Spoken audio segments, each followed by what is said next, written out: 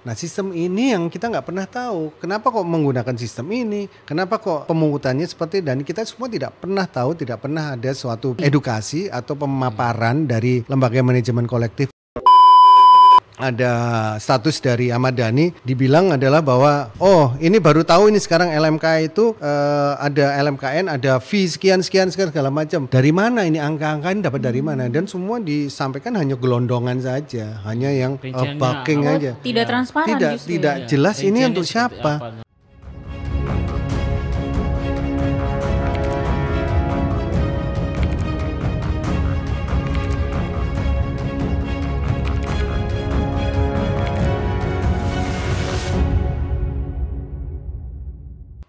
Assalamualaikum warahmatullahi wabarakatuh.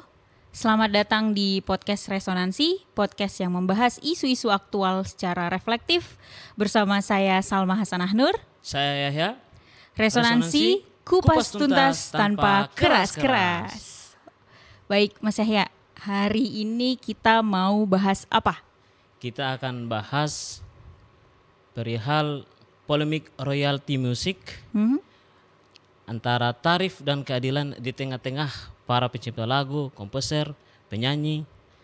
Bagaimana regulasinya, kebijakannya, sosialisasinya seperti apa. Oke. Kita akan urai hari ini ya. Kira-kira siapa narasumber kita hari ini Mas Yahya? Kamu tahu nggak? Apa tuh? Kau membuatku mengerti hidup ini. Oke. Kita terlahir sebagai selembar kertas putih. Tinggal ku lukis dengan tinta pesan damai dan terwujud harmoni. Yo, ini dia sahabat Resonansi, sudah bersama kita living legend Mas Piu. Mas Piu. Padi dari Padi Reborn. Iya. Selamat datang, Mas. Selamat datang Mas Piu. Saya DM langsung ini. Terima kasih udah diundang di Resonansi kupas tuntas tanpa keras-keras. Berarti nggak boleh keras-keras ya. Boleh harus Mas. soft spoken. Tapi harus tuntas gitu. Oh iya. Harus tuntas. Gitu ya. Tadi kan Mas Yahya sudah menyanyikan salah satu lirik dari lagu Mas Piu ciptakan, Harmoni. Aku ngedenger aja tuh langsung tersentuh Mas. Itu dalam puitis, filosofis, kayaknya kerasa-rasa itu hangat gitu. Kira-kira Mas Piu dalam proses kreatif membuat lagu, inspirasinya itu dapat dari mana Mas Piu? Terus terang lagu tersebut inspirasinya itu adalah datang dari anak saya yang pertama, Michaela. Dia waktu itu berumur kurang lebih 6 bulan. 6 bulan saya lihat di kamar dia pakai pakai stroller gitu. Saya merasa ini pas banget seperti yang saya baca di bukunya John Locke, Tabula Rasa itu. John Locke, Locke. Itu beliau bilang bahwa pada dasarnya manusia itu terlahir semacam seperti kayak kertas putih yang kosong. Tergantung nanti pengaruh-pengaruh apa yang akan merasukinya. Nah akhirnya saya implementasikan ke lagu Harmoni bahwa saya melihat putri saya ini kok masih polos, masih benar-benar pure. Itu berarti kan tergantung nanti orang tuanya. Kalau umpamanya orang tuanya nanti akan memberikan kata-kata yang jelek, impresi yang negatif dan segala macam, akhirnya anaknya akan terbentuk seperti itu. Nanti semakin dewasa dia akan mengakar itu. Jadi tapi kalau kita dari awal kita udah memberikan kata-kata positif, terus selalu memberikan kedamaian, kata-kata cinta dan segala ya insya Allah nanti dia akan berkembang seperti itu. Wah. Jadi ibaratnya seperti itulah. Deep, dalam sekali. Kalau bicara akar juga tentunya hari ini akar permasalahan yang akan kita bahas royalti musik sudah tepat ngundangnya Mas Piu. Karena beliau di mana-mana Mas Piu bicara perihal royalti. Yes. Tapi sebelum kita jauh, Mas Piu bisa dipahamkan ke kita tuh apa sebenarnya itu royalti? Nah, sebenarnya royalti itu adalah sebuah implementasi atau sebuah akibat dari sebuah hak yang dimiliki oleh manusia. Manusia itu sebenarnya pada dasarnya memiliki hak. Dalam mencipta itu akan muncul hak moral dan hak ekonomi.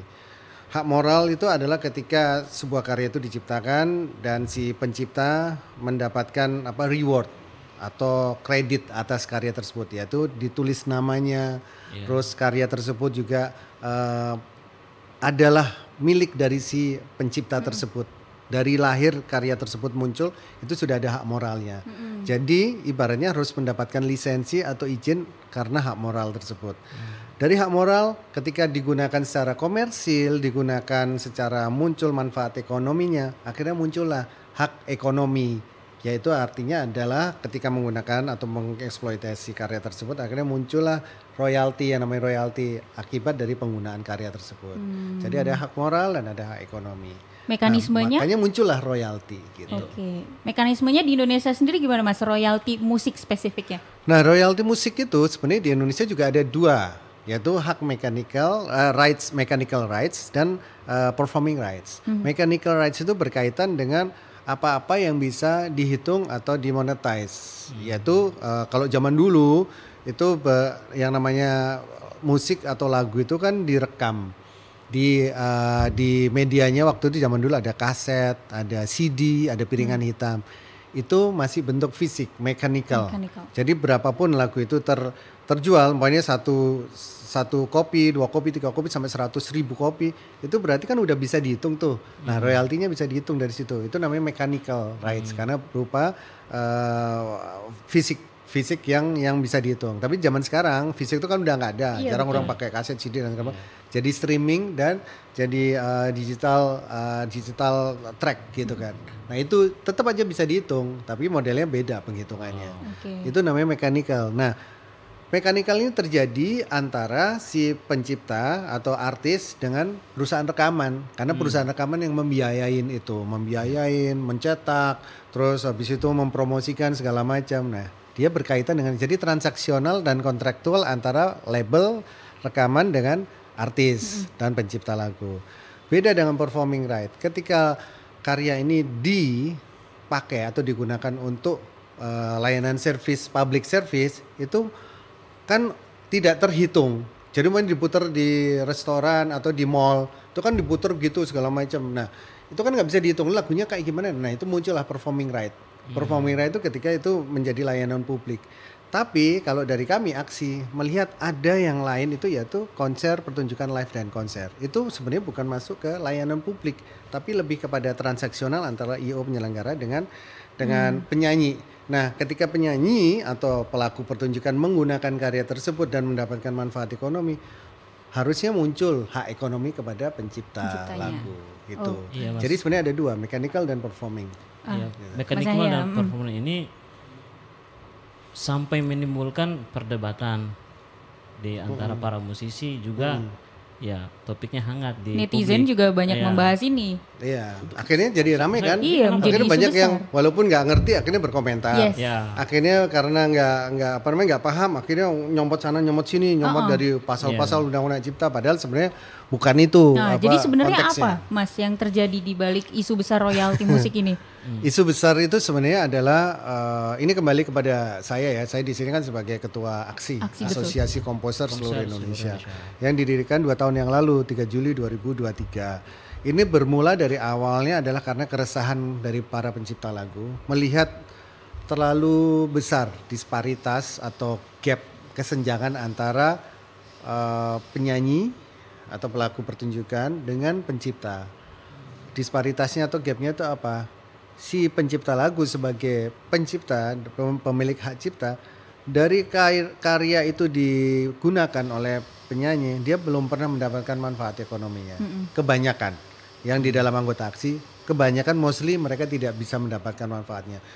Ya mungkin karena literasi, karena edukasi, karena pemahaman atas hak-hak mereka yang sebenarnya diatur oleh Undang-Undang Hak Cipta, tapi mereka tidak paham. Yaitu tadi, hak mekanikalnya dia tidak mendapatkan, performing right-nya juga tidak mendapatkan. Jadi ya mereka nggak bisa dapat apa. Sedangkan para penyanyi notabene yang menggunakan karya itu, menyanyikan lagu itu, diamplifikasi, dinyanyikan di panggung, di konser-konser, terus dia dapat bayaran dari pekerjaannya dia menyanyikan karya itu, kok penciptanya nggak dapat? Harusnya kan berbanding lurus ya. Penyanyinya dapat, si penciptanya dapat. Tidak berarti harus sama, tidak berarti kalau penyanyinya dapatnya 50 juta, penciptanya juga dapat 50 juta, nggak harus begitu, tapi yang adil dan wajar. Tapi yang selama ini bukan adil dan wajar, tapi tidak ada sama sekali, tidak ada pemenuhan hak cipta, nol. Bahkan ada yang tidak pernah mendapatkan royalti sama sekali. Banyak gitu, dan mostly seperti itu. Nah, karena itulah aksi berdiri untuk memperjuangkan itu. Oke, aksi berdiri di tahun berapa Mas? 2023. 3 Juli 2023. 3 Juli 2023. Ya, Mas Piyu perihal hak cipta, Undang-Undang Nomor 28 tahun 2014. Ya 2014 tentang hak cipta ini pernah diuji materi beberapa waktu lalu. Anda hadir di sana? Ya, saya hadir. Kenapa? Karena kami dari aksi sebagai pihak yang mengintervensi gugatan tersebut. Jadi ceritanya begini, teman-teman penyanyi yang tergabung dalam Vibrasi Suara Indonesia, ya, betul. Itu mereka mengajukan uji materi atau istilahnya kalau kita bilang gugatan. Karena walaupun istilahnya mau dibilang uji materi, ya saya bilang sih itu gugatan ke Mahkamah Konstitusi untuk menyampaikan bahwa Undang-Undang Hak Cipta Nomor 28 tahun 2014 ini sebenarnya bertentangan. Apakah ini bertentangan dengan konstitusi? Konstitusi which is adalah Undang-Undang Dasar 1945. Jadi mereka menggugat karena ada beberapa pasal-pasal yang dianggap oleh teman-teman visi dan pengacaranya ini melanggar konstitusi, yaitu salah satunya adalah pasal 9 tentang lisensi, tentang izin, terus selalu juga tentang pasal 113 tentang denda atas pelanggaran atas karya cipta. Yang lainnya saya mungkin nanti harus ngecek dulu ke spesifiknya ini. Mas, boleh. Spesifiknya lebih ke itu, lebih kepada izin. Jadi supaya tidak perlu ada izin lagi. Apakah dengan izin itu apakah melanggar konstitusi? Intinya seperti itu. Nah, kami aksi melihat loh kok begitu, padahal kita ini sebenarnya harusnya pencipta yang ingin menggugat atau ingin mengajukan uji materi ke MK karena selama Undang-Undang Cipta ini disahkan dari 2014 itu kok masih banyak sekali pemenuhan hak cipta yang belum terpenuhi. Masih banyak pencipta lagu yang hidupnya jauh dari sejahtera, banyak pencipta lagu yang tidak pernah mendapatkan haknya. Harusnya kami, tapi beberapa waktu terakhir kemarin itu, tahun lalu tepatnya, itu kami mendapatkan angin segar bahwa kita bisa mengajukan revisi Undang-Undang Hak Cipta. Kita bisa mengajukan pasal-pasal apa yang perlu dianulir atau agak dirubah supaya interpretasinya ke masyarakat, ke orang-orang yang berkaitan dengan undang-undang ini bisa memahaminya. Jadi kita sebenarnya santai aja, kita ngajuin revisi aja. Loh, tiba-tiba kok ada uji materi tiba-tiba kok ada gugatan, ya kami juga loh kok begitu sih. Akhirnya kami juga ngajuin juga sebagai intervensi atas gugatan tersebut, intervensi sebagai pihak terkait yang terkait dengan Undang-Undang Cipta. Undang-Undang Hak Cipta. Sorry Mas, sebelumnya agar kita sama bisa pahami ya. Awal mula kasus royalti musik ini kan naik dikarenakan mungkin ya, koreksi jika saya salah, kasus Agnes Mo dan Ari Bias. Kemudian disusul dengan rentetan kasus yang lain seperti Vidi Aldiano dengan Pak Kinan sebagai pencipta lagu, terus lanjut Lesti Kejora dan lain-lain. Itu ya awal mulanya royalti musik ini tuh mulai menggema di masyarakat, menjadi berita isu besar ya Mas ya? Iya, saya rasa sih iya. Yang utama sebenarnya kasusnya Agnes Mo dengan Ari Bias. Itu kan memang diputuskan oleh Pengadilan Niaga Jakarta Pusat itu di bulan Januari 2025 kalau nggak salah, tanggal 30 kalau nggak salah. Itu diputuskan sehingga akhirnya berita muncul di media kan bahwa Agnes Mo divonis bersalah menggunakan lagu tanpa izin dan membayar royalti 1,5 miliar. Jadi berita yang dinaikkan itu sudah misleading, sudah apa namanya? Narasinya dibuat berbeda. Narasinya beda karena royalti dengan denda itu adalah hal yang berbeda banget. Karena yang terjadi itu adalah si pencipta lagu Ari Bias itu adalah menuntut karena ada pelanggaran atas penggunaan karyanya dia yang sesuai dengan pasal 9 yaitu menggunakan lagu tanpa izin. Terus karena tidak pakai izin, tidak bayar royalti juga, dan itu dibuktikan dengan adanya LMKN, pihak LMKN sebagai saksi di persidangan tersebut yang menyatakan bahwa dia tidak pernah menerima juga pembayaran royalti untuk Ari Bias, sehingga LMKN-nya juga nggak ada royalti, ya dia mau bayar apa ke Ari Bias kan, sehingga hakim setelah melihat konstruksi hukum seperti itu akhirnya memutuskan bahwa Agnes Mo memang bersalah dan dikenai sanksi denda sesuai dengan pasal 113 Undang-Undang Hak Cipta Nomor 28 tahun 2014 ini adalah per pelanggaran adalah 500 juta rupiah. Oke.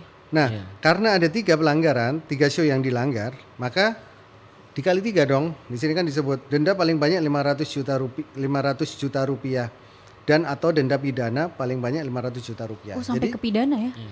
Dan atau. Dan jadi atau denda. Ini bunyi pasalnya, bunyi undang-undang itu. Iya, bunyi pasalnya 113 ini kan seperti itu. Saya bacakan ya kalau boleh ya. Boleh Pak. Silakan. Boleh Mas. Setiap orang yang pasal 113 ayat 2, setiap orang yang dengan tanpa hak dan garis miring atau tanpa izin pencipta atau pemegang hak cipta, tanpa izin ya, melakukan pelanggaran hak ekonomi pencipta sebagaimana dimaksud dalam pasal 9 ayat 1, huruf C, huruf D dan huruf F. Nah, ini kita baca balik lagi ke huruf pasal 9, huruf C penterjemahan ciptaan, huruf D pengadaptasian, pengaransemen atau pentransformasian ciptaan, dan huruf F dan atau huruf H. F-nya pertunjukan ciptaan, H komunikasi ciptaan. Jadi ada pertunjukan ciptaan. Makanya untuk menggunakan secara komersial dipidana dengan pidana penjara paling lama 3 tahun dan atau pidana denda paling banyak 500 juta rupiah. Jadi karena melanggar, karena tidak ada izin dan tidak ada pembayaran royalti pun kepada LMKN, akhirnya denda. Denda munculnya karena 3 pelanggaran jadi 500 juta, 1,5 miliar. Tapi yang muncul di media apa? Adalah Agnes Mo divonis putus bersalah untuk membayar royalti 1,5. Jadi akhirnya banyak orang akhirnya berpikiran negatif. Banyak orang akhirnya panic mode. Waduh, nanti penyanyi juga akan dibegitukan juga sama pencipta dan segala macam. Sehingga akhirnya memang benar dari kasus putusan vonis tersebut akhirnya ajukanlah gugatan tersebut ke MK. Kemudian akhirnya terpecah nih antara pencipta lagu dengan musisi Mas ya. Terus kemudian ada uji materi juga tentang Undang-Undang Nomor 28 tahun 2014 dan Mas juga hadir di sana. Suasana di sana ketika sidang bagaimana Mas? Mas kan ada di sana tuh. Ya, suasana kebetulan aja jadi suasana sidang MK ini kan beda dengan suasana sidang-sidang yang kebanyakan. Kalau sidang-sidang kebanyakan kan setiap didampingi dengan pengacara bisa mengajukan ini, terus habis itu nanti ada kesempatan untuk menyampaikan secara lisan dan segala. Tapi kalau sidang MK itu sudah ada hukum acara persidangan. Jadi udah diatur sidang kali ini mendengarkan saksi ahli ini, saksi dari pihak pemohon dan segala macam. Jadi udah diatur. Jadi kalau kami ya hanya dengerin doang. Tapi kalau kami cuma diminta untuk menyampaikannya dalam bentuk tertulis, ya hanya tertulis saja, tidak bisa menginterupsi. Jadi memang seperti itu kondisinya. Jadi ya kadang kami, kok penyampaian seperti itu kita mau interupsi nggak bisa. Nanti kami dikeluarin nanti dari ruang sidang. Waktu itu ya, itu Anda mewakili aksi. Aksi dong. Kawan-kawan sebelah tuh visit itu kawan-kawan Anda juga. Termasuk ada Mas Fadli Ribon. Yang hadir cuman Arman Maulana sih waktu sidang kami ya. Karena waktu itu kami waktu yang kami menyampaikan tidak ada yang hadir. Tidak ada yang hadir dari pihak visi sama sekali tidak ada yang hadir. Tapi ketika penyampaian saksi waktu itu ada Semi Simorangkir dan Lesti Kejora. Itu dari pihak visi hadir Arman Maulana. Mas, kalau ini kan visi ini kan kawan-kawan Anda juga ya. Iya dong. Sebelum ke MK kenapa kita bicara baik-baik aja lah. Sudah ada belum mediasi gitu? Iya, sebenarnya sih kami udah beberapa kali kita juga mengundang secara inilah. Maksudnya baik kita mau menyampaikan, ayo kalau ada argumen tentang ini, ada ganjelan, ya kita sampaikan. Kita ketemu, kita dalam satu ruang, terus kita menyampaikan apa sih sebenarnya yang kita ingin. Kan so far sejauh ini kita undangan itu tidak pernah ditanggepin. Jadi ya saya sih berapa kali juga kan WA ke Arman. Yuk ketemuan gitu. Oh iya nanti akhirnya nggak pernah ketemu. Oh sorry jadwal kita. Nah oke, kalau umpamanya lo nggak bisa, ada teman-teman yang lain nggak? Nah itu dia jadwalnya yang lain pada sibuk tuh gini. Jadi terus kalau umpamanya kita nurutin kita sibuk terus ya nggak akan selesai dong masalahnya. Karena kami pingin masa sih dalam satu hari kehidupan kamu nggak bisa untuk menyempatkan untuk kita selesaikan masalah ini. Kita bagi prioritas kita dalam hidup untuk sesuatu yang lebih baik, sesuatu yang lebih lebih besar untuk perubahan musik Indonesia, kenapa nggak bisa sih? Gitu. Harusnya meluangkan waktu ya Mas di sela-sela kesibukan itu. Dan itu pun jelas. udah jelas kan kalau umpamanya kami menyampaikan di media sosial ya boleh-boleh aja gitu loh, mau berkomentar yuk kita diskusi yuk kita. Ada itikat baik dari. Iya. Kalau sekarang kabar tentang gugatan yang ada di MK ini Mas, bagaimana sekarang? Masih berlanjut. Masih menghadirkan saksi-saksi, termasuk karena yang dari pihak yang pemohon, jadi ada dua permohonan, yaitu permohonan 28 dan permohonan 37 kalau nggak salah. Itu permohonan 28 yang itu tadi yang dari pihak visi atau penyanyi untuk tidak perlu izin dan tentang cipta. Terus habis itu kalau yang 37 itu adalah dari band Tikus. Tahu nggak band Tikus? Band Tikus itu ada satu band yang spesialis menyanyikan lagu-lagu Kus Plus, Kus Bersaudara. Iya. Tahun ini. Nah dulu berapa tahun yang lalu ya, 2 tahun yang lalu kalau nggak salah, itu sempat dari keluarga Kuswoyo melarang untuk menggunakan lagu-lagu karya keluarga Kuswoyo karena selama Tikus itu menyanyikan lagu-lagu itu, perform lagu-lagu tersebut tidak pernah ada royalti atau tidak pernah ada either cuman say permisi aja. Gitu Mas, iya, apa namanya istilahnya kulonwun. Ya, tidak pernah gitu ya. Sehingga keluarga nanti boleh disampaikan ada beritanya mungkin ya. Tikus dilarang untuk membawakan lagu-lagu Kuswoyo. Dan keluarga Kuswoyo menyampaikan kan masih ada yang hidup. Pak Yok Kuswoyo kan masih ada. Jadi apa namanya keluarga Kuswoyo melarang itu. Nah digugat oleh Tikus bahwa mereka mau pengen bawain lagu itu, gitu. Mas ini kan masih tidak perlu izin. Iya tidak perlu izin. Masih berjalan ini Mas, masih berjalan. Tadi kan masih gugatan itu kan masih berjalan. Kalau ternyata gugatan itu dikabulkan bagaimana?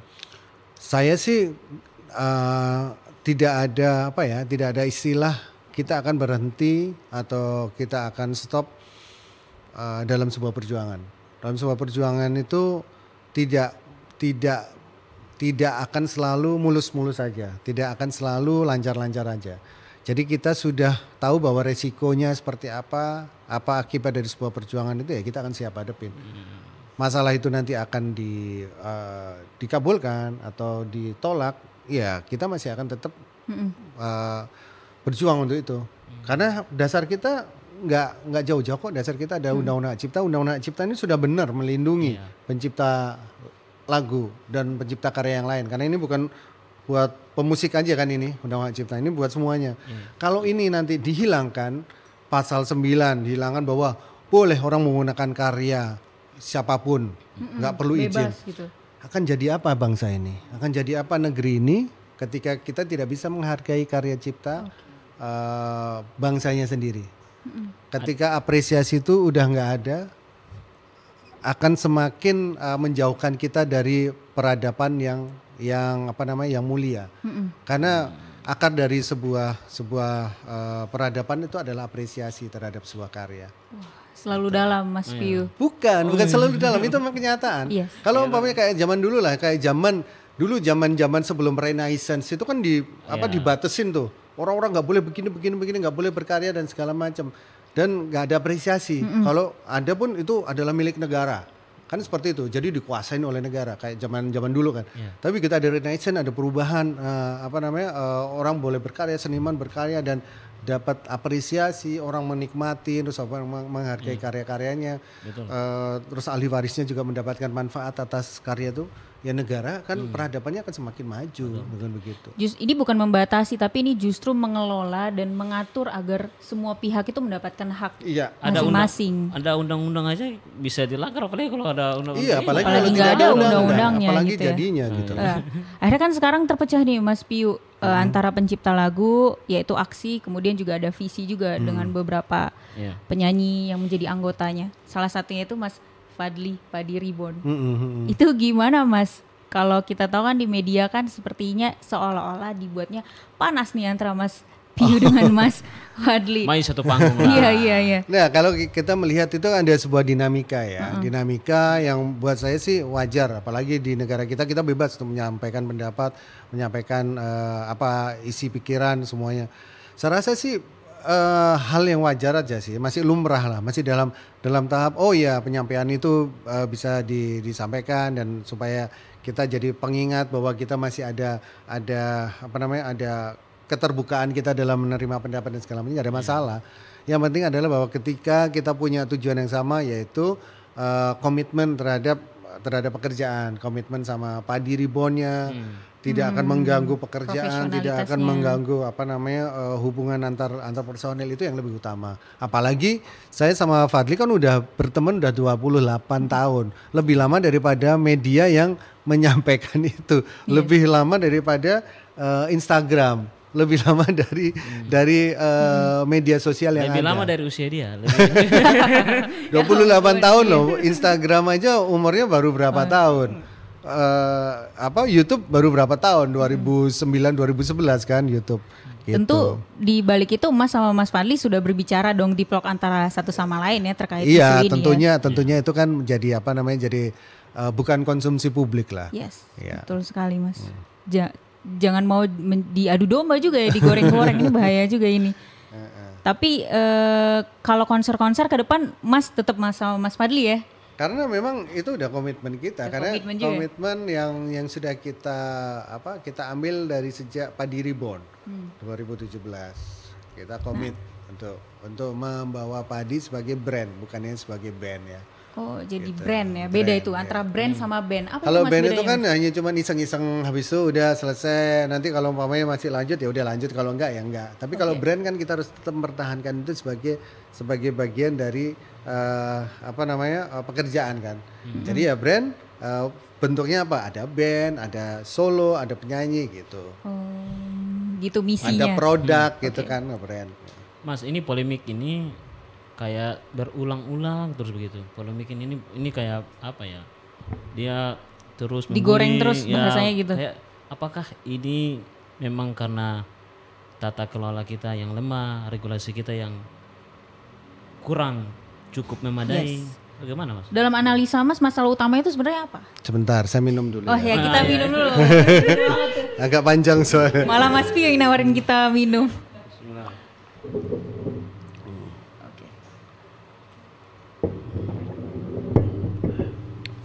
Jadi, lanjut. Jadi sebenarnya permasalahan yang utama adalah kenapa adanya aksi, kenapa muncul aksi, kenapa sampai kita merasa bahwa ada kesenjangan atau disparitas gap yang tinggi antara penyanyi dan pencipta. Karena kita melihat memang ada yang salah dengan sistem tata kelola royalti untuk performing right. Yang jelas-jelas sudah jelas bahwa lagu itu digunakan oleh performer atau oleh penyanyi atau pelaku pertunjukan. Contohnya dalam sebuah pertunjukan kan ada nama artisnya si A, terus lalu eventnya di sini segala macam, tiketnya dan segala macam ada. Tapi kenapa dari sebuah penggunaan karya setiap kali ada penampil yang menggunakan karya yang mengamplifikasi karya melalui penampilannya tidak memberikan pemenuhan atau perlindungan kepada penciptanya? Kenapa? Padahal sebenarnya sudah diatur di Undang-Undang Hak Cipta gitu. Nah, oleh karena itu kenapa ada aksi? Karena saluran ini kan tidak berjalan baik. Saluran ini ternyata udah melebar kemana-mana, si pencipta masih tetap di sini. Ketika si penyanyi sudah memanfaat karya itu, si penciptanya ignoring atau diabaikan haknya. Jadi nunggu dulu setelah konser selesai baru nanti akan ditagih oleh lembaga manajemen kolektif seperti yang diatur di Undang-Undang Hak Cipta. Nah sistem ini yang kita nggak pernah tahu. Kenapa kok menggunakan sistem ini? Kenapa kok pemungutannya seperti, dan kita semua tidak pernah tahu, tidak pernah ada suatu edukasi atau pemaparan dari lembaga manajemen kolektif. Pendistribusian kita itu seperti ini loh. Pengkolekan kita seperti ini, membaginya sekian loh, 20% untuk ini segala macam. Nah ini barusan tadi ada status dari Ahmad Dhani dibilang adalah bahwa ini baru tahu ini sekarang LMK itu ada LMKN, ada fee sekian segala macam. Dari mana ini angka-angka ini dapat dari mana? Dan semua disampaikan hanya gelondongan saja, hanya yang backing aja. Tidak transparan tidak jelas ini untuk siapa. Gajinya komisioner itu berapa? Harusnya kan terbuka, orang ini menggunakan uang royalti kok. Nah, ini yang memang jadi PR kita karena apa? Karena ini tidak tersentuh oleh anggaran negara kalau kita bicara, sehingga akhirnya tidak bisa kita umpamanya harus BPK atau BPKP yang memeriksa, nggak bisa karena tidak menggunakan uang negara tapi menggunakan royalti. Berarti yang dijolimin itu adalah uang royalti atau pencipta ini sendiri. Sampai kapanpun akan begitu kalau Mas yang lain tidak bersuara, Perial. Iya. Memang karena akhirnya begini, jadi akhirnya seolah-olah apa yang dilakukan oleh LMK itu mereka tajam atau mereka strict kepada restoran, kafe, yang ini segala macam. Tapi kenapa kok dia tidak tumpul kepada para performer yang sudah menggunakan karya itu jelas gitu loh. Kalau kafe restoran kan kita nggak tahu lagunya kapan dimainin, kapan diputer, lagunya siapa yang diputer dan segala macam kan nggak pernah tahu. Makanya dikumpulkannya atau dikoleknya yang mereka sebutnya blanket license. Jadi nilai sekian yang harus dibayarkan oleh restoran kafe. Tapi kalau untuk konser pertunjukan kan jelas. Artisnya ada, penyanyinya ada. Dia pasti akan membawakan lagu-lagunya siapa kan pasti tahu. Lagunya nanti pasti akan dibawakan ada lagu A, B, C, D, E, F, G. Penciptanya kan udah jelas. Ini penciptanya siapa aja. Nah kenapa hal begitu aja nggak bisa? Oleh karena ini saluran ini tidak bisa mandek, akhirnya kita bergerak. Begitu. Ini salah satu kritikan Mas Piyu terhadap LMKN ya. Di sini berarti posisi Mas Piyu tidak setuju dengan adanya pungutan royalti musik-musik yang ada di kafe. Kemudian sekarang kan ada lagi nih pernikahan, kemudian di hotel juga. Itu gimana Mas Piyu tanggapannya? Ketakutan aja atau memang benar itu? Gitu. Kalau saya ditanya setuju apa tidak, saya tidak setuju adanya LMKN bahkan. Kalau tidak bisa memberikan kesejahteraan atau tidak bisa melakukan pemenuhan hak atas pencipta lagu ya buat apa? Tujuannya buat apa? Kalau memang ternyata lebih banyak mudaratnya, lebih banyak memberikan ketidakmanfaatan ya bubarin aja LMKN. Kalau memang harus ada LMK saja, hanya ada beberapa, ada WAMI, ada ini, ada Papri dan segala macam, ya udah silakan gitu loh. Tapi ya harus ada yang mengawasin. Nah fungsinya LMKN itu harusnya kan mengawasin. Kalau sekarang kan tadi itu rame-rame ada penggunaan suara burung, penggunaan ini, terus habis itu kemarin ada komentar juga bahwa lagu Indonesia Raya juga kalau itu nanti kalau dinyanyikan pasti ahli warisnya akan kaya raya. Itu kan statement yang melebar kemana dan itu disampaikan oleh ketua LMKN loh. Habis itu besoknya diralat lagi, ini ada beritanya. Jadi ada ketidakkonsistenan dalam menyampaikan gitu loh. Jadi kita ini maksudnya gimana sih ini? Kemarin habis ngomong begitu, sekarang ngomong begini. Pada akhirnya nanti menyalahkan kayak Mas Piyu kayak banyak ngomong ini, banyak kayak nih coba LMKN mainkan lagu Indonesia Raya wajib bayar royalti, ya kan? Habis itu besoknya klarifikasi LMKN, lagu Indonesia Raya berstatus public domain, tak perlu bayar royalti. Saya pun udah tahu bahwa Indonesia Raya itu adalah public domain dan ada di Undang-Undang Hak Cipta pasal 43. Waduh, justru Mas Piyu yang lebih paham terhadap undang-undang ini ya. 43 pembatasan hak cipta bab 6 ya. Pasal 43 perbuatan yang tidak dianggap sebagai pelanggaran hak cipta meliputi A. Pengumuman, pendistribusian, komunikasi dan atau penggandaan lambang negara dan lagu kebangsaan menurut sifatnya yang asli. Berarti tidak perlu ditagih royaltinya. Masa sekelas ketua LMKN ngomongnya begini? LMKN Indonesia Raya mainkan lagu Indonesia Raya wajib bayar royalti. Habis itu diralat. Betapa tidak konsistennya LMKN. Sebagai sebuah lembaga tidak profesional. Tidak profesional dan tidak memberikan kesejukan kan. Statementnya. Jadi buat apa manfaatnya? Buat saya sih nggak ada manfaatnya kalau malah memberikan kericuhan, memberikan kekeosan. Tapi yang disalahkan adalah pencipta. Jadinya seolah-olah pencipta yang jadi kayak ormas ini, jadi ngejar-ngejar. Padahal itu adalah adalah hasil dari kebijakan-kebijakan yang mereka lakukan gitu. Jadi terkesannya LMKN ini premanisme sebenarnya. Semuanya ditagih-tagihin. Bukan ini cenderung di masyarakat itu kontranya ke pencipta lagu. Jadi antara pencipta lagu. Mas Piu, jangan sampai orang-orang bentar. Ini kan ditulis kupas tuntas tanpa keras-keras. Tadi saya kan bilang bubarkan LMKN. Sekarang saya bilang sebenarnya LMKN itu lebih soft spoken ya. Sebenarnya LMKN itu tidak perlu ada di Indonesia. Nah, itu lebih halus ya. Atau tidak perlu keras-keras. Atau LMKN sebaiknya tidak perlu melakukan tidak perlu melakukan pungutan royalti pada pencipta lagu. Atau sebenarnya para pencipta lagu atau musisi keluar aja Mas dari LMKN, bisa nggak? Itu keras itu. Oh itu keras ya. Kupas tuntas tanpa keras-keras.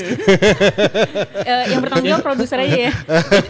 Barang ini jadi bias. Yes. Berita pokoknya ini bias kayak pencipta lagu, terutama kalau orang lihat ini Mas Piu ini ngomong ini terus dari sisi orang kontra ya kayak Mas Piu begitu. Iya, jadi akhirnya padahal Mas Piu ini saya dengar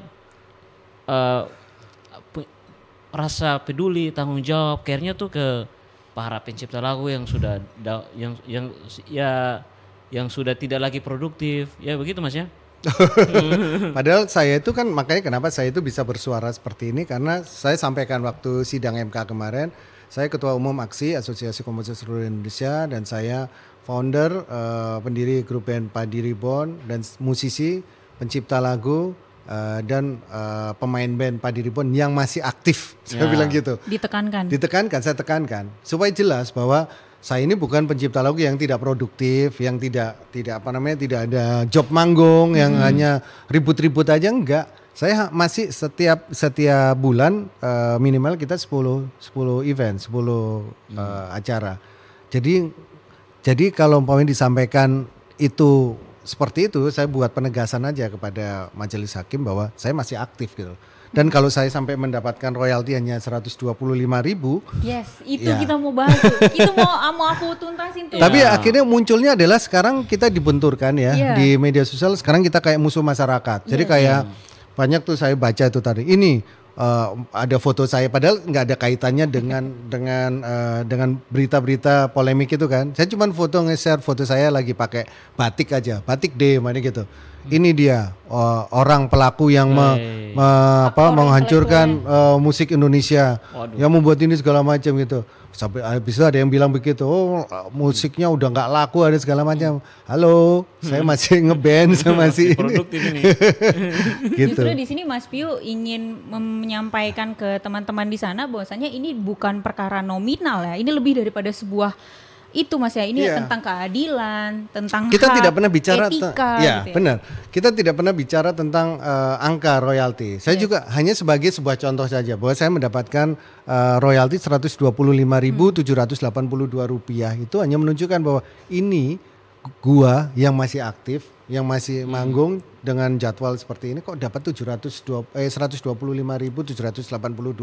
rupiah. Ini perhitungannya dari mana? Itu sebenarnya ini Mas. Berarti apakah kami patut duga memang antara LMK-nya tidak serius untuk menarik royalti atau dia tidak becus untuk menjalankan itu, atau yang lebih parah lagi ada manipulasi data, manipulasi keuangan. Kenapa kok harusnya dengan konser-konser yang ada lagu saya dinyanyikan sama Ari Lasso, yang Ari Lasso hampir setiap minggu pasti ada event show. Kenapa kok hanya segitu gitu loh. Sedangkan Ari Lasso sendiri melakukan direct license ke saya. Udah mati. Direct license berarti langsung ke Mas Piu. Iya. Jadi setiap kali Ari Lasso mau show itu selalu dia mengirimkan laporan transfer nih. Yeah. Tapi nggak usah di ini ya. Tapi kita baca di sini kok. Ini dia. Ntik malam PRJ.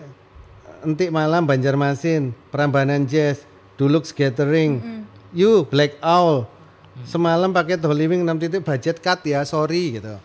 Jadi bukan nominal yang aku kejar kan, tapi apresiasi atau penghargaan. Dan itu diwujudkan sesuai dengan Undang-Undang Cipta Hak Moral. Akhirnya itu bisa dijalankan oleh Ari Lasso. Masalah angka nilai saya juga nggak mematok harus begini harus begitu gitu. 125.000 itu sebenarnya itu apa ya tadi? jauh berkali-kali lipat dari Iya. yang dikasih oleh Gimana Ari Mas Lasso. perasaannya pas dapat 125.000 itu? Ya, saya rasanya sedih, bukan sedih karena saya, tapi sedih karena pencipta lagu yang lain yang tidak ada kegiatan yang produktif seperti kami, kayak aku, Ari Lasso, Ahmad Dhani yang masih ngeband, masih show, gimana nasibnya mereka ya, yang hanya cuman bikin lagu, terus habis itu berharap dari lagu itu bisa menghidupi anak istrinya. Ternyata ya terjadi adalah seperti kayak Ari Bias dari 2006 dia menciptakan lagu itu, dia nggak mendapatkan hasil apa-apa gitu loh. Ketika dia mencoba untuk meminta kepada Agnes Mo, meminta direct license atau meminta sebagian rezeki lah, ibaratnya ingat rezeki sama yang bikin lagu, ditolak. Maksudnya ditolak ya tidak ditanggepin, tidak direspon. Akhirnya muncullah somasi. Dari somasi muncullah ke pengadilan, gugatan pengadilan. Dari gugatan pengadilan muncullah vonis bahwa memang Ari Bias memang diputus bahwa memang yang salah adalah Agnes Mo kan. Oke, ya. Jangan sampai 125.000 itu apresiasi semesteran. Oh gitu ya. Kan dapat 2 kali. Iya. Dapat 2 kali. Saya dulu SPP kuliah 60.000 sih. Tahun berapa itu ya? Tahun berapa? Apresiasi Berapa sekarang ya? semesteran. SPP berapa ya? Itu SPP tergantung kuliah. instansi masing-masing. Oh iya. Tapi kayaknya udah nggak ada lagi 60.000. Gak ada 60.000 kan? Soalnya banyak banget pajak-pajak lain juga nih. Kenapa bisa dua kali ya Mas ya? 2 kali Oke. semesteran lah itu. Nah, tadi Mas Pio juga nyentil LMKN itu sepertinya tidak kompeten ya nggak Mas? Bisa aku ambil kesimpulannya begitu. Tidak kompeten memang. Apa dasar penilaiannya Mas? Bisa Ya, dielaborasikan? harusnya seperti bagaimana Mas? LMKN ini. Loh gini loh, dalam sebuah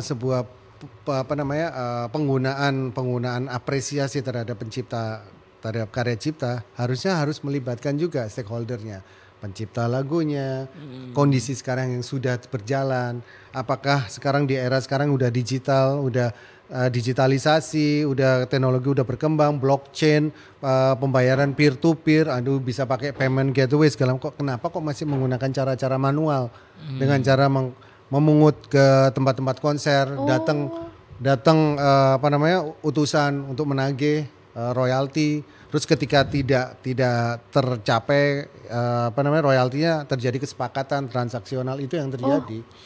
Itu malah justru kesannya kayak pungutan liar, premanisme datang kayak gitu Mas. Saya nggak menuduh, cuman diduga itu adalah terjadi seperti itu. Karena banyak teman-teman yang di lapangan menyampaikan seperti itu, sehingga akhirnya saya rasa itu ya memang tidak kompeten. Karena udah era sekarang udah digital.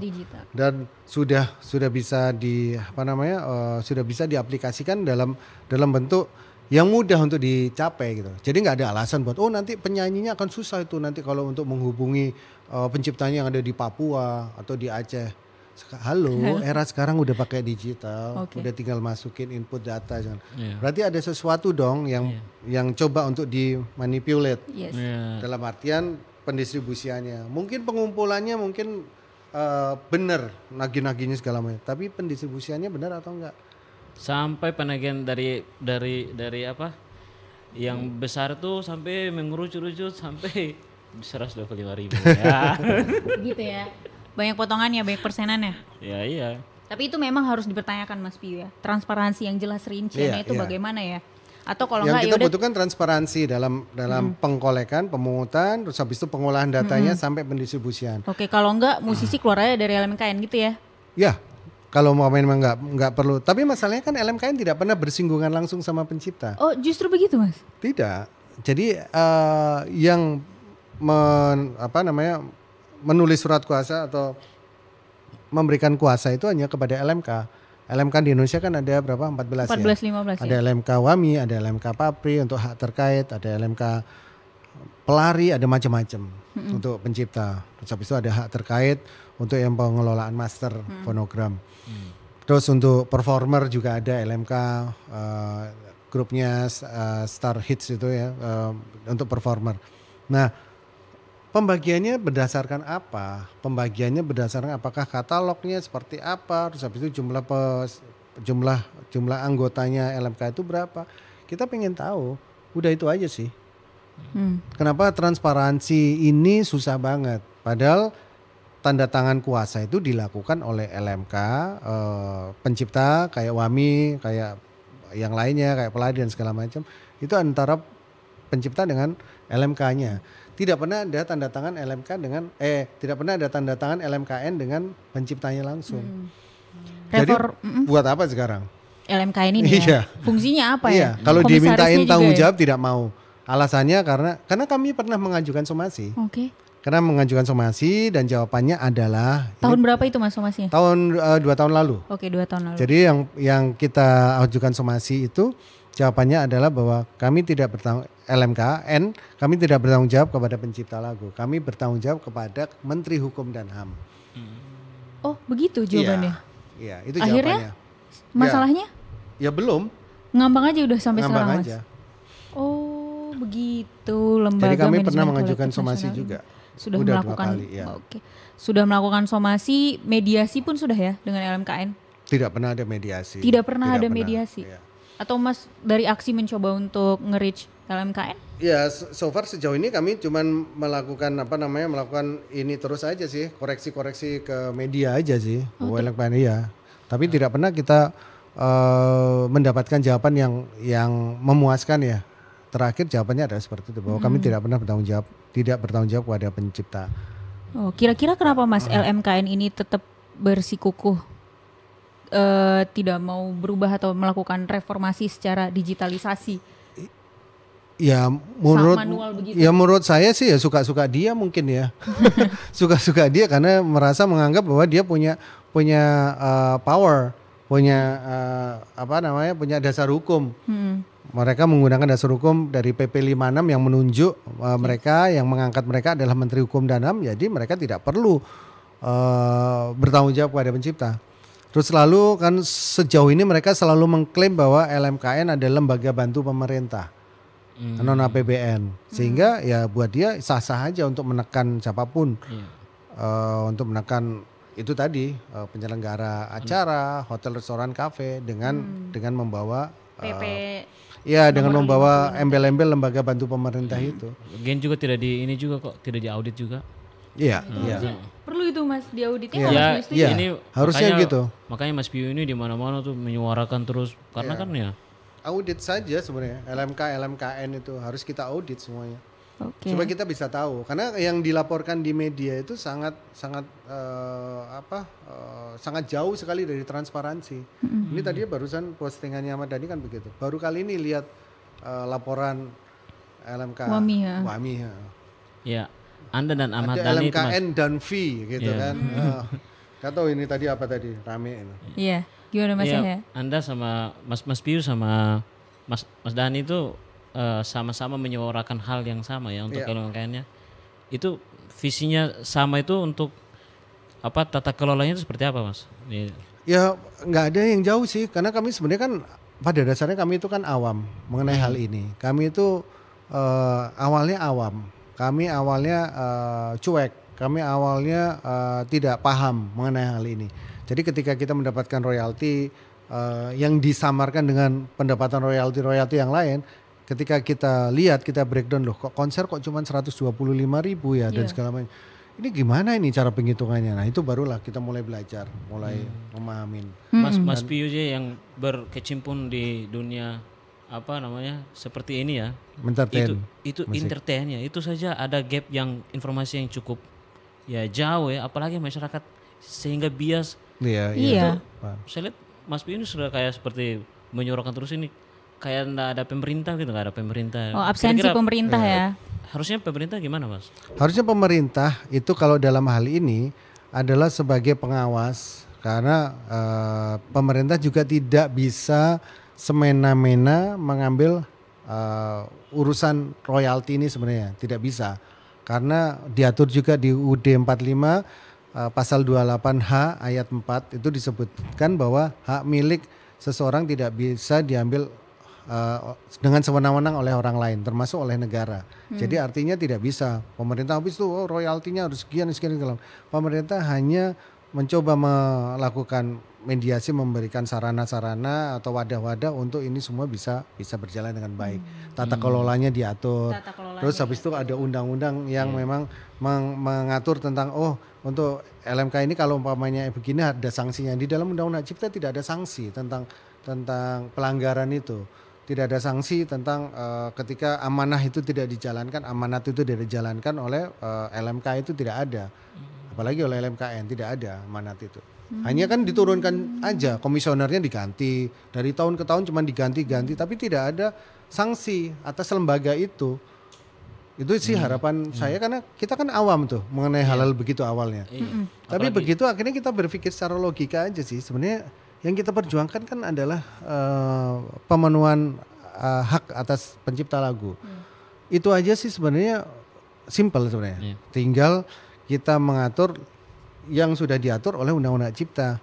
Lisensi dijalankan apa tidak. Terus ketika udah ujungnya udah berbau komersil ya berakibat pada royalti yang harus dibagi kepada penciptanya. Infrastrukturnya dan kejelasannya itu memang harus ada ya Mas ya. Dipertebal lagi gitu, dan pemerintah harus mengambil langkah dalam hal ini ya.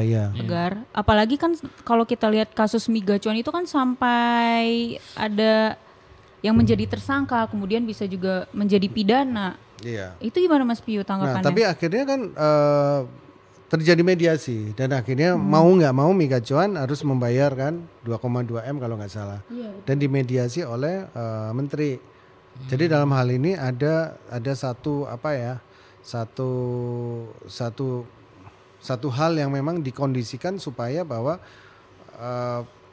penyelenggara atau pemilik tempat atau penyelenggara ini wajib untuk ngikutin aturan yang sudah ditentukan gitu. Tapi itu yang menyurati Migacuan Bali itu kan LMKN Mas? LMK, bukan LMK. Jadi LMK Selmi kan ya, Selmi ya. Tapi karena yang menjadi pelaksana hariannya adalah Selmi yang mengkolek.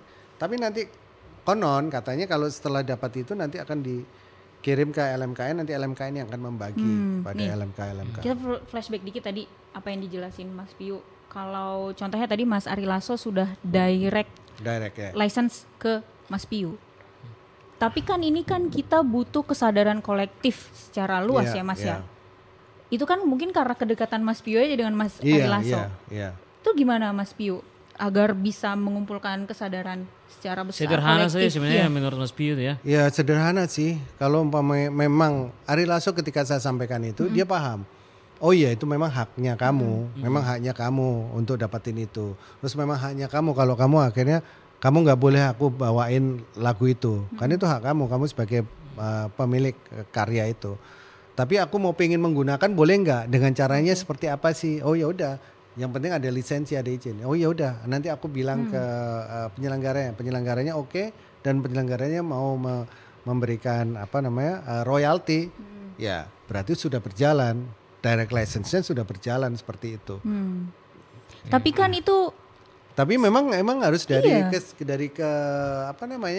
kerelaan hati, kesadaran si penyanyinya. Dan juga hubungan juga antara pencipta lagu dengan penyanyi. Nah sekarang kan terpecah Mas, visi dengan aksi, terus mediasi juga udah dicoba juga untuk bertemu, tapi susah juga. Mau gimana Mas ke depannya? Iya, saya sih berusaha untuk menyampaikannya secara persuasif ya istilahnya. Persuasif, lebih pendekatan yang lebih emosional, lebih ke arah sana, karena kita mau pengen menggugah kepada pengguna atau penyanyi yang menggunakan karya dari kawan-kawan pencipta lagu ini. Setidaknya mereka ketika ya kita sebut rezeki kan, ketika ada pekerjaan itu adalah sebuah rezeki. Ketika kamu mendapatkan rezeki, kamu ingat bahwa kamu menggunakan karya orang lain yang mereka membutuhkan juga. Mereka memiliki hak atas penggunaan karya. Lebih mengerti lah. Harus menyentuh hati. Jangan juga kayak apresiasi sebesteran tadi lah. Jadi akhirnya kalau umpamanya ini akan kalau sampai kayak tadi kan ketakutannya Mas Yahya tadi, kalau sampai nanti gugatan MK nanti dikabulkan, ya berarti parah sekali apresiasi kita atas karya cipta. Kalau kita tidak bisa mengapresiasi karya bangsa sendiri, apalagi apresiasi karya orang lain. Karena itu adalah ratifikasi yang pernah dilakukan berupa konvensi ya kalau nggak salah. Ratifikasi itu bahwa setiap negara wajib untuk melindungi intelektual properti masing-masing negara lain. Dan iya. Indonesia kalau nggak salah baru ikut tahun 97, konvensi Bern kalau nggak salah. Itu ratifikasi untuk pengelolaan intelektual properti. Nah, tata kelola royalti musik di negara apa kira-kira Mas yang bisa menjadi contoh lah untuk Indonesia? Ya, bisa diadaptasi gitu. Begitu ya. Nggak usah jauh-jauh, Singapura ya. Singapura kalau kita mau bikin acara event di sana, ada tempat venue, contohnya kayak Esplanade di Singapura, kita mengajukan acara ini. Halo, kita mau bikin acara tanggal 17 Agustus di Esplanade, bisa nggak? Gini-gini available nggak? Oh ya, available tanggal 17 gitu. Habis itu dia akan nanya, kalian udah ngurus lisensi belum untuk menggunakan karya-karya lagu? Oh, belum. Oh, kamu nggak boleh pakai gedung ini kalau belum menyelesaikan urusan lisensi. Jadi dari awal mereka udah menyampaikan itu, sudah meminta lisensi. Supaya apa? Karena mereka juga takut kalau mereka melanggar itu, mereka pasti akan dicabut izinnya, gedungnya tidak boleh dipakai dan segala macam. Itu ini banget gitu loh. Setuju nggak Mas Yahya? Aku sih setuju itu. Itu bisa diadaptasi untuk tata kelola tadi. Sebenarnya itu bisa kita lakukan. Kita bisa lakukan contohnya kayak event ya, konser-konser, acara gitu. Umpamanya ada yang melanggar, tidak memberikan lisensi atau tidak bisa memberikan hak, memberikan pemenuhan hak kepada para penciptanya, dicabut aja izinnya, izin penyelenggaraan acara, KBLI-nya dicabut atau apa gitu. Sebenarnya bisa dilakukan. Nah, itu hal-hal seperti itu harus kita sampaikan. Nah, fungsinya pemerintah adalah itu. Jadi dia tidak bisa mengatur tata kelola royaltinya harus sekian itu. Kita bukan tarif trayek angkot ya, karena beda. Tapi kita adalah dan kita tidak menggunakan uang negara kan, tapi adalah royalti yang dikelola dari situ, dari pencipta lagu. Nah, pemerintah mungkin bisa seperti itu. Kalau ada yang melanggar, kita cabut izinnya. Bisa nggak pemerintah seperti itu? Bisa nggak berani melakukan hal itu? Itu yang sebenarnya harusnya kita jadikan catatan. Ya. Jadi pemerintah harus sebatas itu, dan LMKN, kalaupun ada LMKN itu adalah fungsinya adalah pengawasan. Jadi kalau ada LMK yang lagi disorot, kayak ini kasusnya Ari Lasso yang barusan ini rame, itu langsung LMKN-nya bilang, LMK Wami diaudit, LMK Wami ini harus diperiksa atau di freeze dulu izinnya, nggak boleh narik royalti, harusnya begitu.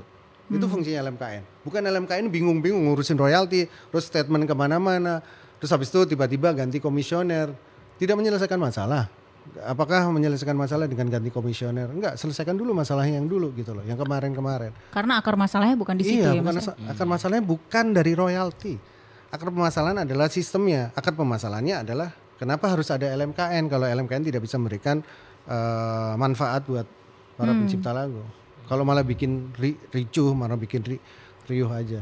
Justru kita tahu isu terkait royalti musik ini setelah adanya benturan antara musisi, penyanyi dan pencipta lagu loh Mas.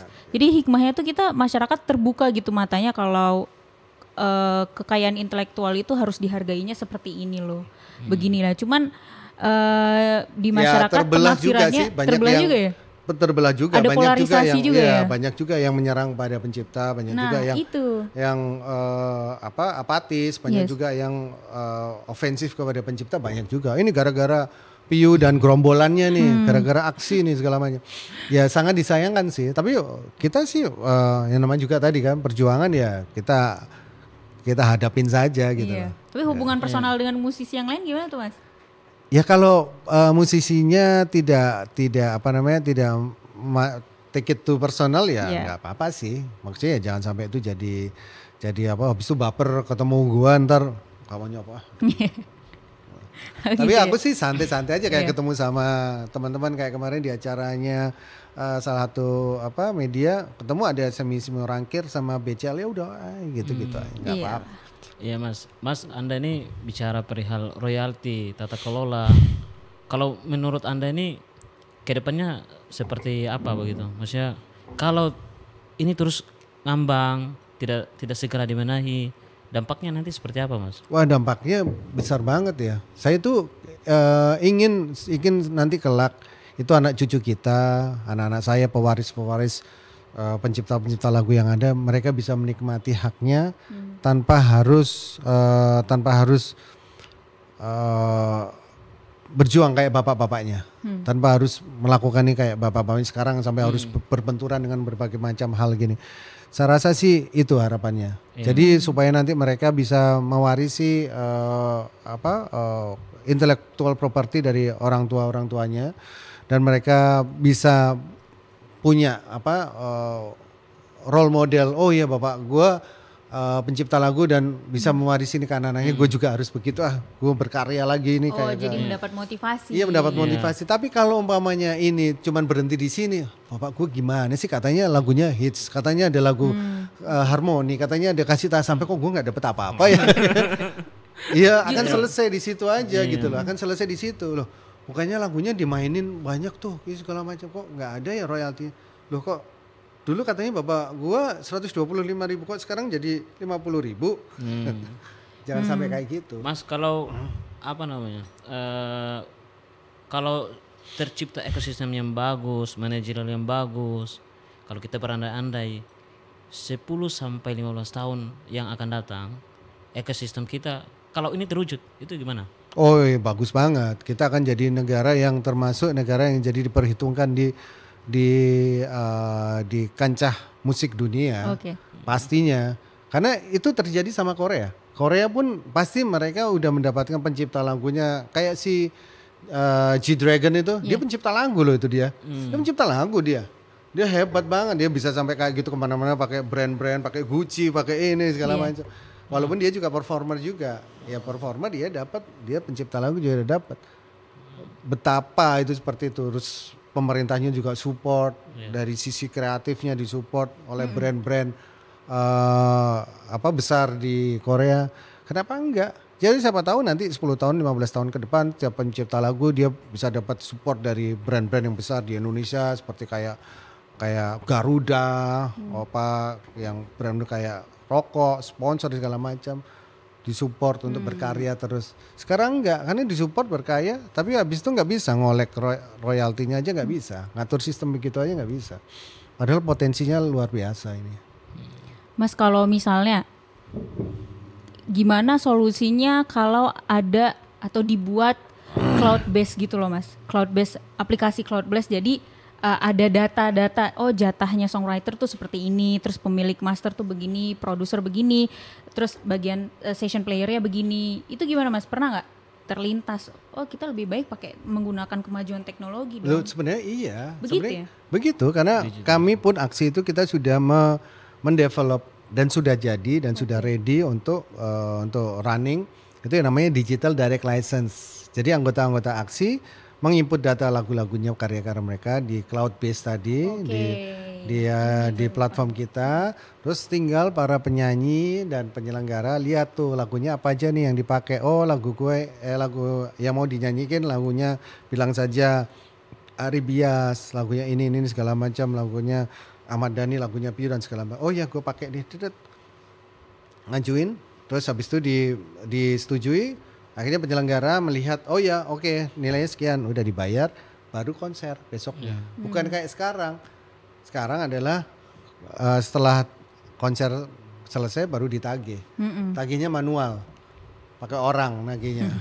Gitu. Nggak praktis ya untuk zaman sekarang. Kalau umpamanya itu terjadi, tidak ada izin, tidak ada lisensi, tidak ada, cabut aja tuh izinnya si penyelenggara. Semua based on gampang kan sebenarnya? Iya sebenarnya gampang loh. Anak SD pun yang udah belajar coding aja pasti tahu, paham.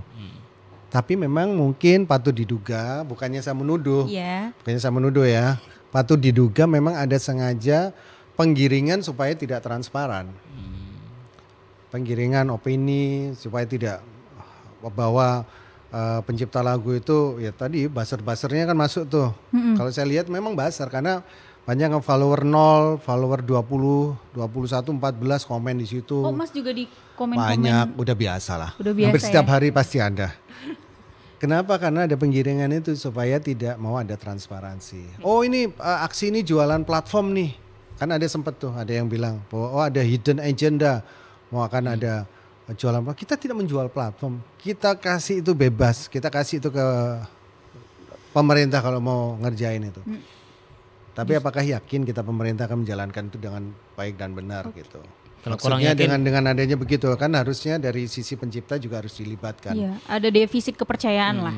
Ya Mas. Ada trust issue. Trust issue ya. Trust issue yang sangat besar sekali kepada LMKN saat sekarang ini. Saya coba halusin gitu defisit kepercayaan, masih langsung trust issue gitu. Bukan saya yang ngomong kali ini gitu. Trust issue ya. Kalau memang kurang trust ya, not trust ya mungkin Mas Pio masuk aja di pembuat kebijakan. Iya tuh Mas. Cocok. Masuk gitu. Gimana Saya Mas? rasa saya masih terlalu keras untuk menyampaikan itu. Loh, Mas Ahmad Dhani kurang keras apa lagi Mas? Terlalu ideal. Gimana Mas Pio? Ya saya nggak ada masalah. Saya mau dimintain untuk untuk keterangan, untuk ibaratnya untuk sebagai profesional lah ya. Profesional karena saya kan memang di industri musik udah lama dan lebih paham juga perasaan dan hati dari pencipta lagu. Mungkin ya sebagai profesional oke lah, boleh. Jadi tertarik atau tidak nih Mas masuk politik praktis lagi? Gimana Mas? Itu terlalu halus Mas. Untuk agar perjuangan ini tuh lebih realistis lagi. Saya kan tidak pernah punya goal yang lain selain saya ingin memperjuangkan pencipta lagu. Dan ini adalah hal yang harus saya jaga terus. Kalau umpamanya goal ini dibelokkan ke yang lain, tapi ternyata goal ini tidak kesampaian, ya saya akan sedih. Tapi kalau goal ini didukung oleh infrastruktur yang bagus, politik yang bagus dan segala, ya saya akan senang. Gitu. Kalau sedih doang, tapi Masnya nggak terjun sama sekali, nggak akan yang ada berubah Mas itu kalau kayak gitu Mas Pio. Saya sih lebih lebih suka dalam hal ini lebih suka berpikir pragmatis saja. Dalam artian saya mau pingin ini ada sebagai sebuah sebagai sebuah nilai tawar. Jadi sebuah nilai tawar kalau umpamanya ini bisa goal, kenapa enggak ini bisa disupport gitu. Gitu ini terakhir. Mungkin dari aku, mungkin Mas saya nanti ada tambahan. Kan teman-teman musisi lain sudah ada di DPR ya Mas ya. Ada Ahmad Dhani, ada Melly Guslo, ada Once yang kebetulan satu komisi dengan Mas Ahmad Dhani. Terus ada Pasha Ungu. Mas sendiri gimana dengan teman-teman yang sudah ada di legislatif? Apakah mereka juga satu suara dengan aksi dan Mas Pio ini? Kalau saya lihat memang agak sedikit terpecah sih. Dari Komisi 10 yang ada artis-artis itu agak sedikit kepecah. Yang pro ke Ahmad Dhani kayaknya nggak pro ke yang lain gitu loh. Mungkin yang nggak pro sama Ahmad Dhani itu personal sepertinya ya? Iya, lebih personal ya, lebih ke arah personal. Nah itu kan pribadi masing-masing sih, ya lebih ke personal ya. Kira-kira Mas optimis nggak dengan ini perjuangan Mas terhadap royalti musik? Saya selalu optimis. Bahwa seperti yang lagu saya kan, kita percaya bahwa nanti akan berujung indah. Wow, masih tahu nggak itu lagu yang mana? Harmoni yang tadi dinyanyiin ya, gitu ya Mas ya. Berarti pragmatis saja, tidak mau praktis. Kalau digolin ini, tapi tawarannya harus masuk politik, gimana Mas? Kenapa jawaban ini gol aja dulu deh? Gitu ya. Kalau itu nanti kan bisa sambil menyusul. Tapi yang pasti kita mau fokus ke ini gol dulu deh. Banyak jalan mencapai tujuan. Iya. Jalannya ini dulu gitu. Jalanin dulu ini. Dari yang biasanya mengulik chord, berarti sekarang Mas mengulik sistem. Tapi nggak mau terjun langsung ke sistemnya Mas ya? Loh, gimana caranya bisa terjun langsung? Kalau sekarang kita kan ada di luar kan lebih enak melihatnya dari jauh kan. Oh gitu, lebih baik begitu dari jauh aja? Ya saat sekarang ini kan lebih enak kita melihat jauh karena yang kita lihat adalah sistem yang sudah terdegradasi dari tujuan mulia awalnya, yaitu ingin pemenuhan hak cipta dari para pencipta lagu. Deh.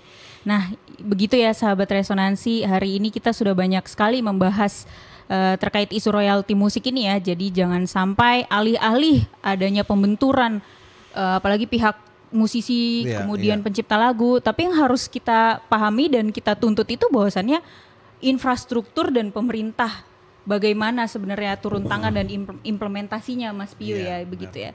Karena kita tetap satu Indonesia dan menikmati karya itu. Jangan sampai Mas Pio gimana nah ini terakhir, jangan sampai gara-gara kasus ini anak-anak Indonesia lebih memilih mendengarkan lagu-lagu barat daripada lagu-lagu Indonesia?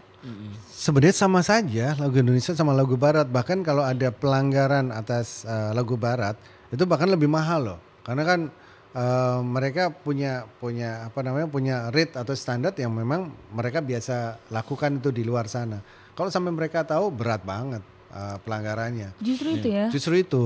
Nah, apakah kita sudah sepakat dengan itu tadi yang ada ratifikasi konvensi Bern tadi kan ada ratifikasi bahwa harus melindungi karya cipta dari masing-masing negara lain ketika digunakan di negara tersebut gitu loh. Nah, apakah itu sudah disepakati, disetujuin? Ya harus kita lihat itu historicalnya. Karena kalau enggak ya bisa jadi banyak terjadi pelanggaran-pelanggaran berikutnya.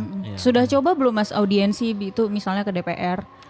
Kita lagi mengajukan dan kemarin kita mengajukan ke Komisi 10 sama Komisi 7.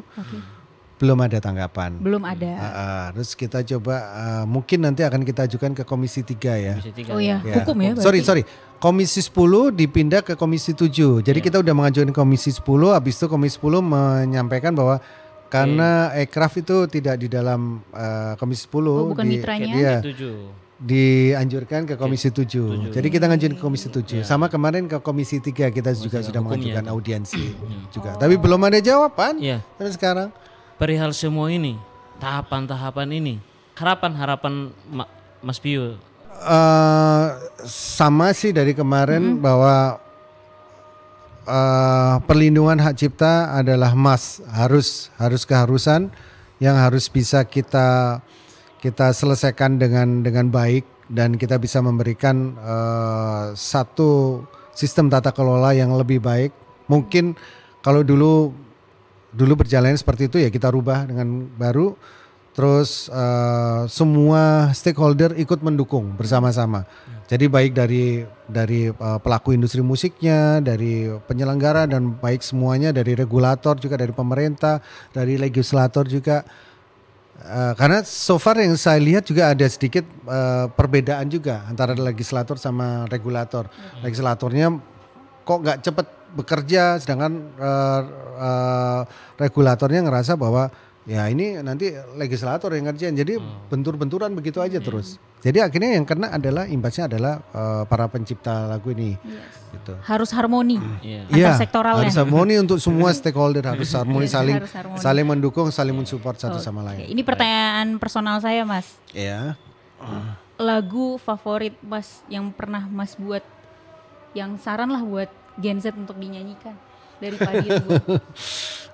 Yang paling gampang aja lah, yang paling gampang buat dinyanyikan adalah Menanti Sebuah Jawaban. Menanti sebuah jawaban. Jadi pas banget sama ini. Jadi menanti sebuah jawaban kepada DPR, kepada pemerintah untuk bisa membantu kesejahteraan para pencipta lagu. Menanti sebuah jawaban. Wow, menanti sebuah jawaban. Tepuk tangannya dulu teman-teman. Semoga Mas Piu selalu dalam lindungan Tuhan. Amin. Dalam perjuangan dan menanti jawabannya ini yang berawal dari menulis kasih tak sampai, sekarang menunggu royalti yang tak sampai. Iya Mas ya. Gitu ya. Terima kasih sahabat Resonansi. Semoga semua bisa terwujud dalam harmoni. Amin. Kita dukung Mas Piu karena setelah tahu semua ini kronologinya seperti ini justru optimis dan membawa masa depan yang lebih baik ya. Spesifiknya terhadap pencipta lagu. Begitu sahabat Resonansi, terima kasih sudah menonton podcast kita hari ini. Terima kasih Mas Piu juga atas kehadirannya. Semoga teman-teman di luar sana bisa mengambil hikmah, insight dan pelajarannya. Saya sahabat Resonansi, jangan hanya mengikuti arus, tapi ikutilah arus yang positif dan kritis dengan cara subscribe YouTube channel Podcast Resonansi, komen, share, dan jangan lupa nyalakan selalu lonceng notifikasi agar selalu terupdate dengan podcast Resonansi selanjutnya. Resonansi, kupas tuntas tanpa keras-keras. Terima kasih Mas Piu. Thank you.